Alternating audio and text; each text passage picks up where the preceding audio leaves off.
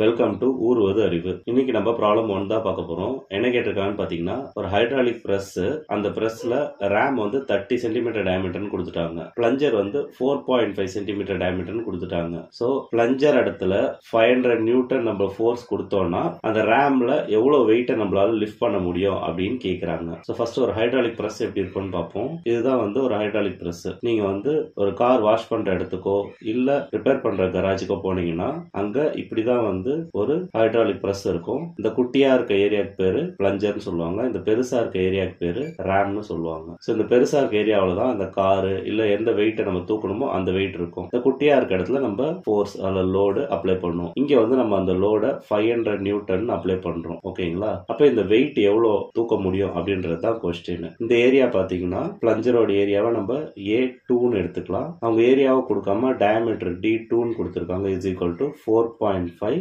Centimetre. அதே மாதிரி இந்த ஏரியாவை வந்து நம்ம A1ன்னு எடுத்துக்கலாம். ஆனா ரேமோட ஏரியா கொடுக்காம ரேமோட டயமீட்டர் D1 கொடுத்திருக்காங்க 30 சென்டிமீட்டர். இந்த நடுவுல வந்து நம்மளுக்கு லிக்விட் ஃபில் பண்ணி வச்சிருப்பாங்க. சோ இந்த லிக்விட் ஃபில் ஆயிருக்குன்றதுனால தான் நம்ம இங்க பிளஞ்சர்ல லோடு கொடுத்தா அந்த லோடால இங்க ரேம்ல வெயிட்ட தூக்க முடியுது. சோ இதை வந்து நம்ம பாஸ்கல் லா யூஸ் பண்ணி தான் கண்டுபிடிக்க போறோம். ஏன்னா பாஸ்கல் லால உங்களுக்கு தெரியும், ஒரு இடத்துல ஃபோர்ஸ் கொடுத்தா அது ஈக்குவலா எல்லா இடத்துலயும் பரவுன்றது. சோ சொல்யூஷன் என்னன்னு பாத்தீங்கன்னா, ஆஸ் பர் பாஸ்கல் லா நம்மளுக்கு தெரியும் பிரஷர் எல்லா இடத்துலயும் ஈக்குவலா இருக்கும். சோ இப்போ பிரஷர் அட் ரேம வந்து P1ன்னு எடுத்துக்கிட்டீங்கன்னா which is equal to pressure at plunger P2ன்னு எடுத்துக்கலாமா? சோ இதுதான் பேசிக் கான்செப்ட். அப்போ பிரஷரை வந்து நம்ம ஃபோர்ஸ் பை ஏரியான்னு போடலாம். சோ அப்போ F1 by A1 is equal to F2 by A2. So இதை நம்ம எப்படி எழுதலாம்னு பாத்தீங்கன்னா F1 A2 is equal to F2 into A1. ஓகேங்களா? சோ இப்போ F1 வந்து நம்மளுக்கு தெரியாது, அதுதான் நம்ம கண்டுபிடிக்க போறோம். பிளஞ்சரோட வெயிட். சோ F1 Wன்னு எடுத்துக்கலாம். into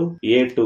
A2ன்றது என்னன்னு பாத்தீங்கன்னா, அது வந்து ரவுண்ட் ஷேப்ல இருக்கிறதுனால ஏரியா ஆஃப் தி பிளஞ்சர் வந்து 5/4 into பிளஞ்சரோட டயமீட்டர் எவ்வளவு? D 4.5 centimetre. அப்போ 4.5 into 10 to the power -2 centimetre போட்டுக்கலாம். ஹோல் பவர் 2ன்னு போட்டுக்கலாம். is equal to F2. நம்ம லோட் எவ்வளவு கொடுக்குறாங்க பிளஞ்சர்லன்னு பாத்தீங்கன்னா 500 newton. So 500 newton into again A1 area. Area என்னன்னு பாத்தீங்கன்னா இதுவுமே சர்க்கிள் ஷேப்ல இருக்கிறதுனால 5/4 into D ஸ்கொயர். Dன்றது diameter of the ram என்னன்னு பாத்தீங்கன்னா 30 சென்டிமீட்டர். சோ 30 சென்டிமீட்டர்னால 30 into 10 to the power -2 மீட்டர்னு போட்டுக்கலாம். Whole square. சோ இதை நம்ம சால்வ் பண்ணோம்னா கிடைக்கிறது ஆன்சர். இப்ப பாருங்க, ரெண்டு சைடுல எது காமனா இருக்கு? 5/4 காமனா இருக்கு.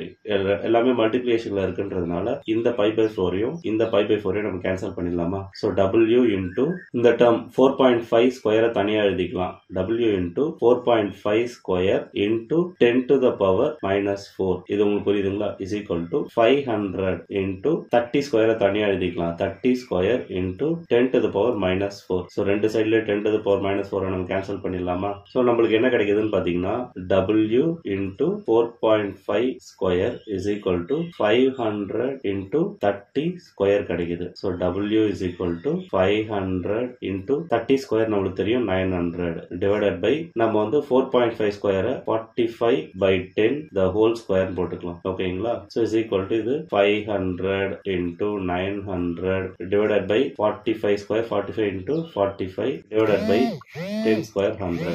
சோ 100 மேல கொண்டு வந்தோம்னா 500 into 900 into 100 divided by 45 into 45. ஏன்னா 45 ஸ்கொயர்ன்றதுனால. சோ நம்ம 9 டேபிள்ல கேன்சல் பண்ணா 900s are 900, 9/5s are 45. So 500s are 500. அதே மாதிரி again 5 டேபிள்ல 5/9s are 45, 5/20s are 100. ஓகேங்களா? சோ அடுத்த ஸ்டெப்ல W is equal to 20, 1, 2, 3, 4 மொத்தம் 5 0 divided by 9. சோ இது 9 டேபிள்ல நீங்க கேன்சல் பண்ணீங்கன்னா 9/2s are 18. ஓகேங்களா? Balance to 20. 9/2s are 18, balance to 20, 9/2s are 18, balance to 20, 9/2s are 18, balance to 20, 9/2s are 18, balance to 20. 0.22 போயிட்டே இருக்கு. ஓகேங்களா? Newton or W is equal to 22.22 kilo newton நம்ம எழுதலாம். சோ நம்மளுக்கு தேவைப்படுற வேல்யூ இதுதான். சோ ஆன்சர் உங்களால எவ்வளவு லோட் லிஃப்ட் பண்ண முடியும்னு பாத்தீங்கன்னா 22.22 கிலோ நியூட்டன். சோ இந்த வீடியோல ஒரு ஹைட்ராலிக் பிரஸ்ல எவ்வளவு லோட் லிஃப்ட் பண்ண முடியும்ன்றத பாஸ்கல் லா வச்சு எப்படி கண்டுபிடிக்கலாம் தெரிஞ்சுக்கிட்டோம். உங்களுக்கு யூஸ்ஃபுல்லா இருந்திருக்கும் நம்புறேன். நன்றி.